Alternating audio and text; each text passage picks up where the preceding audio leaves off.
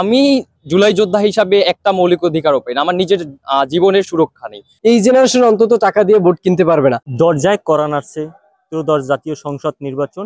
এই নির্বাচনকে ঘিরে তরুণরা কি ভাবছে, প্রথম ভোটার হিসাবে এই সকল তরুণদের কি ভাবনা তা জানার জন্য আজ আমি রয়েছি বরগুনা সংসদীয় 2 আসনে। এখন কথা বলার চেষ্টা করব তরুণদের সাথে। তরুণ যে নতুন ভোটার রয়েছে তারা কি ভাবছে, চলুন তাদের সাথে কথা বলি। আমি প্রথম ভোটার হিসেবে আমার অনেক ভালো লাগছে। আমি এবছর প্রথম ভোট দিব এবং আমি যাকে ভোট দিব সে একজন সত্যবাদী এবং নিরপেক্ষ এবং কোনো পক্ষপাতিত্ব করবে না এমন একজন প্রার্থীকে আমি ভোট দিব এবং আমি দেশকে সুন্দরভাবে গঠিত করার জন্য আমি একজন সুন্দর ও নিরপেক্ষ প্রার্থীকে ভোট দিতে চাই এবং এবছর আমি প্রথম ভোট দিব, এই জন্য আমার অনেক ভালো লাগছে। একজন স্থানীয় সংসদ সদস্যের প্রথমত সৎ এবং একনিষ্ঠ হওয়া উচিত, দ্বিতীয়ত মানবিক হওয়া উচিত, যাতে জনগণের সাথে মিশতে পারে, জনগণ যাতে একজন সংসদ সদস্যের কাছাকাছি যেতে পারে, এভাবে তার মানবিকতা বেশি থাকা উচিত। তৃতীয়ত আমাদের যেহেতু মফস্বল এলাকা, জনগণের সাথে সংশ্লিষ্ট সব বিষয়ের সাথে তার যোগাযোগ কমিউনিকেশনটা বেশি থাকা আমার মনে হয় যে জরুরি বেশি। তৃতীয়ত একজন মানুষ যদি সৎ না হয় তাহলে জনগণ ভালো কিছু আশা করে না। এখন জনগণের প্রত্যাশা প্রথমত একটা সংসদ সদস্য মূলত সৎ হওয়া উচিত।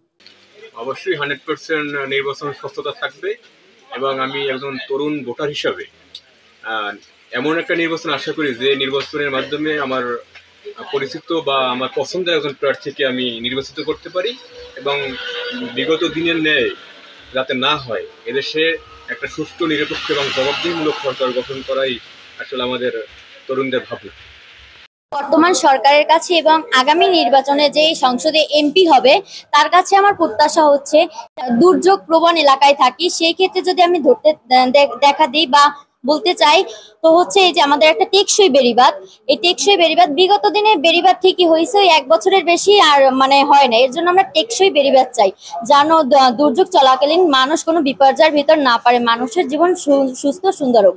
এছাড়াও আমার দাবি এবং আমি আশা করছি যে সমাজের মানুষের যে দুঃখ কষ্ট নিজের মতো করে সে বোঝে এবং সমাজের ছোটখাটো যে সমস্যা বা বড় যে সমস্যাগুলো আছে, একদম যেমন আমি সদরে শুধু কাজ করলাম এমন না, গ্রামের মানুষের জীবনে যাতে অন্যরকম, তারা সব সুযোগ সুবিধা পায় না।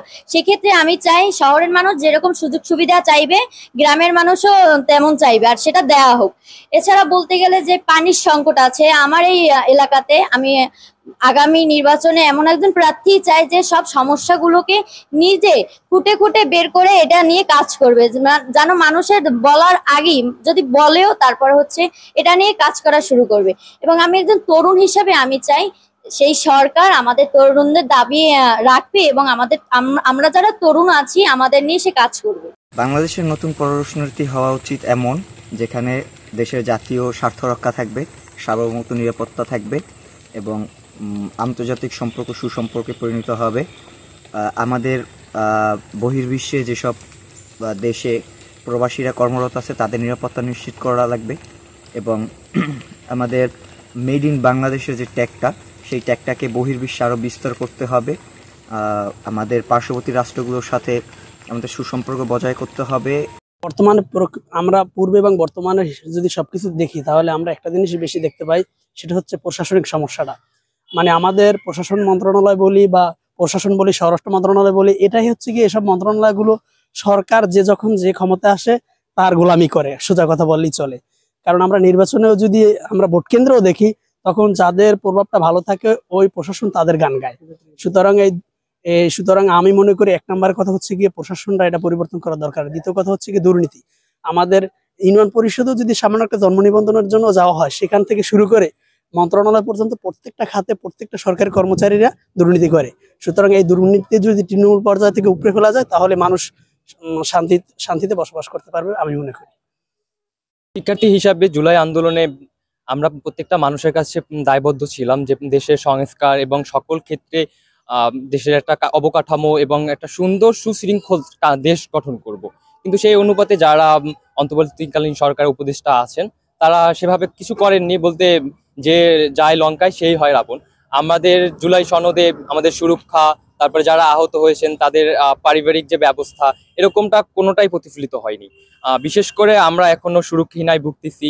আমরা কোনো জায়গায় বের হলে সেভাবে আমরা সুরক্ষা পাই না। দ্বিতীয়ত আমাদের কোনো কাজ বা আমাদের যে মনের ইচ্ছা, আমাদের দেশের মানুষের কাছে দায়বদ্ধ, সেভাবে কিছুই আমরা করতে পারি না। এক কথা হলো, আমরা যারা উপদেষ্টা আছেন বা যারা অন্তর্বর্তীকালীন সরকারে আছেন তারা আমাদেরকে বঞ্চিত করেছেন। এই যেমন আমাদের অনেক কিছু নিয়ে হয়রানি শিকার হতে হয়, হসপিটাল কর্তৃপক্ষের এখান থেকে ওইখানে দৌড়াদৌড়ি। আমাদের এই পাথরঘাটা উপজেলায় আমি কিছুদিন আগে হসপিটালে আসি এবং সেখানে দেখি কোনো ডাক্তার নেই, সিভিল সার্জন এবং উপরে যারা আছেন তাদেরকে জানালো কোনো পদক্ষেপ নেয়নি। এভাবে অনেক কিছুই আছে আমাদের যেখান থেকে বঞ্চিত করা হয়। যেখানে আমরা চাই দেশের ভালো হোক, দেশ প্রত্যেকটা মানুষ যেন সুন্দরভাবে, মূলত 5টা মৌলিক অধিকার, এই মৌলিক অধিকারগুলো যেন প্রত্যেকটা মানুষ পায়। সেখানে আমি জুলাই যোদ্ধা হিসাবে একটা মৌলিক অধিকারও পাই না, আমার নিজের জীবনের সুরক্ষা নেই। আমার পরিবার থেকে প্রতিনিয়ত চিন্তিত থাকে যে আমাকে নিয়ে কি হবে। আমি একজন শিক্ষার্থী হিসাবে আমার ভার্সিটি যেতে ভয় লাগে, রাস্তাঘাটে উঠতে ভয় লাগে। যেভাবে সন্ত্রাসী কার্যক্রম বা যেভাবে দেশের পরিস্থিতি দিন দিন খারাপ হচ্ছে, তাতে জানি না কতদিন এই প্রেক্ষাপটে আমরা টিকতে পারবো। আমরা ইন্টারনেটে সার্চ করলে আমাদের টোটাল বিশ্বটা আমাদের হাতের মুঠোয়। আমরা বর্তমানে এই প্রেক্ষাপটে এসে কারো কথা প্ররোচিত হয়ে আমাদেরকে ভোট দিতে হয় না, আমরা ভালো মন্দ যাচাই করে দিতে পারি। বর্তমান জেনারেশন সবকিছু, বিগত দিনে কি হয়েছে, বর্তমানে কি হচ্ছে, সবকিছু বুঝে শুনেই ভোট দেবে। টাকা দিয়া এই জেনারেশন অন্তত টাকা দিয়ে ভোট কিনতে পারবে না। এই জেনারেশন অন্তত মনে করে আমার ভোট আমি দেবো, যাকে খুশি তাকে দেবো এবং বুঝে শুনে যাচাই বাছাই করে দেবো। কারণ সবকিছু এই জেনারেশনের হাতের মুঠে আছে, তারা কিভাবে ভোট দিবে সেগুলো তারাই জানে। কিন্তু বিগত দিনে যেভাবে মুরব্বীদের বোঝানো গেছে, এই জেনারেশন সেভাবে বোঝানো যাবে না। কার্যক্রমটা 5ই আগস্টের পর মোটামুটি দেয় সব দিক থেকেই ভালো লাগছিল, কিন্তু তারপরে আপনার প্রশাসনের দিকটা আস্তে আস্তে খুব খারাপ অবস্থা চলে গেছে। প্রশাসনের দিকটা এতবার খারাপ অবস্থা চলে গেছে, দিনে দুপুরে মারামারি, পিটাপিটি, খুন খারাপি, এই অনেক কিছুই মনে করেন যে প্রশাসনের ছেপ দিতে না। যেমন বাজারের বর্তমান যে ঊর্ধ্বগতি, এইটা নিয়ন্ত্রণ করা লাগবে। আর প্রশাসনের মনে করেন যে এখানে সেখানে মারামারি, ধর্ষণ, এই বিভিন্ন জিনিস, এই জিনিসটার সুষ্ঠু বিচার নাই। তারপর এদের কইলে আয় মোটামুটি দেখে শুই না আবার চলে যায়, কিন্তু এরকম সুষ্ঠু বিচার চাই। আর ডক্টর ইনসুরের কথা যে কইছেন তার হইলো যাইয়া যে প্রশাসনের এমনভাবে চালাইতে হবে যেন কোনো জায়গায় একটা কাউর বাজেট তাড়াতাড়ি যাবে, যাওয়ার পরে ওই জিনিসটা সমন্বয় যত দ্রুত পারে মিট করবে, ন্যায় অন্যায় দেখবে। আর দ্বিতীয় কথা হইলো যাইয়া আপনার সুষ্ঠু বিচার মানুষের সামনে তুলে ধরতে হবে, যেন পরবর্তীতে কোনো সরকার আসলে এই রকমের করে, যেন এতে কোনো দুই না হয়, যেন এই রকমের করে। আর হইলে যে আপনার যেই আসুক, আমার কথা যে কোনো সরকার আসুক, যেন সুষ্ঠু নির্বাচনে ভোট দিতে পারি। কেন্দ্রে যাইয়া বিগত দিনে তো মনে করেন ভোট দিতে গেছি কিন্তু ভোট ভালো দিতে পারি নাই। আমি নতুন ভোটার হিসাবে আগে আমার বাবা ভাই যারা ভোট দিয়েছে তাদের মুখে শুনছি যে ভোট ভালো করে দিতে পারি না, কিন্তু আমি নতুন ভোটার হিসেবে গর্ব করতে পারি যে সামনে যেন ভোটটা দিতে গেলে সুষ্ঠুভাবে দিতে পারি। আর ভালো যেন মনে করেন যে একজন সরকার আসে যেন দেশ ভালোর দিকে নিতে পারে। এই জানেন যে সর্বদক্ষিণের জেলা আমাদের এই বরগুনার মানুষ সবসময় অবহেলিত। এই জনগণকে নিয়ে সামনে অগ্রসর হতাম এবং এই জনগণের গ্রামগঞ্জের রাস্তাঘাট এবং অবকাঠামোগুলো সর্বপ্রথম যে উন্নয়নমূলক করতাম। এবং জানেন এই জেলায় প্রায় আপনার জেলায় মোট 12 লাখ মানুষ রয়েছে। 12 লাখ থেকে 13 লক্ষ মানুষ রয়েছে। এর ভিতরে অধিকাংশই কর্মহীন এবং এই যে গণগোষ্ঠী কল্যাণ, এদেরকে সামনে অগ্রসর আসলে কি ধরনের পেশার সাথে তারা সম্পৃক্ত হলে ভালোভাবে বেঁচে থাকতে পারতো, যতদিন থাকতো, সেই ধরনের পরিকল্পনা রয়েছে। এবং বিভিন্ন অফিস আদালতে যে দুর্নীতি হয় সরকারি, আপনি জেলায় এমন কোনো অফিস বলতে পারবে না যে তারা দুর্নীতি করে না। দুর্নীতি মানে সরকারি অফিস আদালতগুলো জরাজীর্ণ হয়ে আছে। কোনো সরকার এই সব দুর্নীতি রুখে দিতে পারেনি।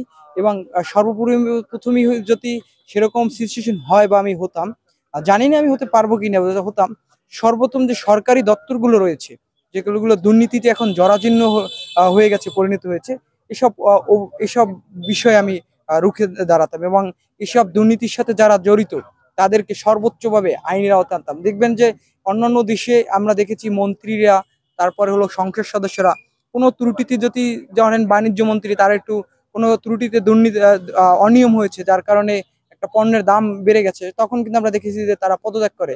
কিন্তু এদেশে এখন পর্যন্ত এরকম কোনো নজির নেই, কোনো কিছুতে দুর্নীতি হলে মন্ত্রী বলেন বা সরকারি কর্মকর্তা বলেন কেউ পদত্যাগ করছে বা স্বেচ্ছায়, কিন্তু কখনো হয় না। এবং সরকারি অফিসগুলোতে যখন দুর্নীতি হয়, গণমাধ্যমে যখন তুলে ধরা হয়, আপনি একটা জিনিস দেখলে অবাক হবেন, এদেশের আইন ব্যবস্থা, সর্বরিগতভাবে দেশের আইন ব্যবস্থা একদম দুর্ব্যবস্থা হয়ে দাঁড়িয়েছে।